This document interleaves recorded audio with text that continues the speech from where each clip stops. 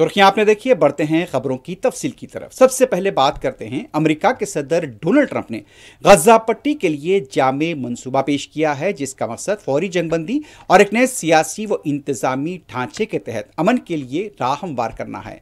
White house की जानिब से जारी हुए इस मंसूबे पर इसराइल के वजीर आजम नेतन्याहू ने इत्तेफाक किया है। कतर के वजीर आजम और मिस्र के इंटेलिजेंस चीफ ने फलस्तीनी तंजीम हमास को 20 नुकाती मुजव्वजा अमन मंसूबा हवाले कर दिया है। उधर हमास ने अपने बयान में कहा कि मंसूबे का मुकम्मल जायजा लेने के बाद वो अपना रद्द-ए-अमल ज़ाहिर करेंगे। दूसरी तरफ इस्लामी जिहाद के सरबराह ने अमरीकी मंसूबे को खित्ता तबाह करने का नुस्खा करार दिया है। मंसूबा 20 नुकात पर मुश्तमिल है, जिसकी रूह से गजा को गैर मुसल्ला इलाका बनाया जाएगा और इसे एक फ़लस्तीनी टेक्नोक्रेट कमेटी के सुपुर्द किया जाएगा, जिसमें बैनुल-अक़वामी माहिरीन शामिल होंगे, जबकि हमास को इस इंतज़ामिया में किसी किस्म का किरदार नहीं दिया जाएगा। यहाँ पर जिस तरह से बताया जा रहा है कि इससे लीड, जिसकी क़ियादत जो होती है, वो अमेरिका के सदर डोनाल्ड ट्रंप करेंगे।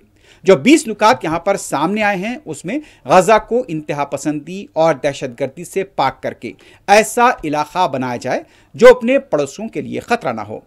गजा की तरक्की और तामीर नौ को उसके अवाम के मफाद में यकीनी बनाया जाए। दोनों फरीकैन के इत्तेफाक पर जंग फौरन ख़त्म हो जाएगी।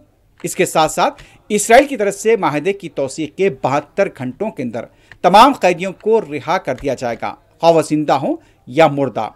इसराइल 250 उम्र कैद के सजा याफ्ता फ़लस्तीनी कैदियों और 7 अक्टूबर 2023 के बाद गिरफ्तार किए गए 1700 अहले गजा को रिहा करेगा, जिसमें तमाम खवातीन और बच्चे शामिल होंगे। हर एक इसराइली कैदी की लाश के बदले 15 फ़लस्तीनियों की लाशें वापस की जाएंगी। इन अफराद को माफ़ी दी जाएगी जो हथियार डालकर पुरअमन बकाए बाहमी पर आमेदा होंगे। जो गजा छोड़ना चाहेंगे उन्हें महफूज रास्ता फराहम किया जाएगा, ताकि वो उन ममालिक को जा सकें जो उन्हें कबूल करने के लिए तैयार हों।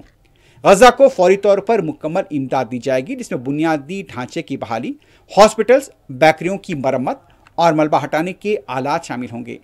ये इमदाद अक़वाम मुत्तहिदा, उसकी एजेंसियों, हिलाल अहमर और दीगर गैर जानिबदार बैनुल-अक़वामी इदारों के जरिए तकसीम की जाएगी।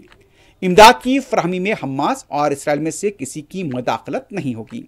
गजा की इंतजामी जिम्मेदारी एक गैर सियासी फ़लस्तीनी टेक्नोक्रेट कमेटी के सुपुर्द की जाएगी, जिसमें मुकामी माहिरीन और बैनुल-अक़वामी शख्सियतें शामिल होंगी। इस कमेटी की निगरानी एक नए आलमी इदारे पीस बोर्ड ऑफ डायरेक्टर्स का होगा, जिसकी सरबराही अमेरिका के सदर डोनाल्ड ट्रंप और रुकनियत साबिक वज़ीर आज़म टोनी ब्लेयर के पास होगी। अब यहाँ पर टोनी ब्लेयर को लेकर भी कई सवाल खड़े हो रहे हैं। माहानी की निगरानी में गजा के लिए इक़्तिसादी तरक्की और सरमाकारी का मंसूबा तश्कील दिया जाएगा, ताकि रोज़गार और मुस्तक़बिल की उम्मीद पैदा हो सके। जिस तरह से ये 20 नुकात सामने आए हैं, उसको लेकर अभी तक हमास की तरफ से कोई जवाब सामने नहीं आया है, लेकिन इसराइल और अमेरिका की नीयत पर अभी भी शक किया जा रहा है। At least we're at a minimum very, very close, and I think we're beyond very close.